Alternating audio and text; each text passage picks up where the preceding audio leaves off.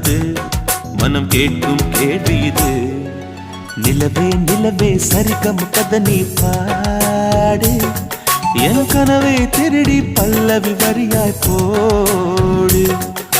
நிலவே நிலவே சரிகம் கதை நீ பாடு, என் கனவை திருடி பல்லவி வரியாய் போடு.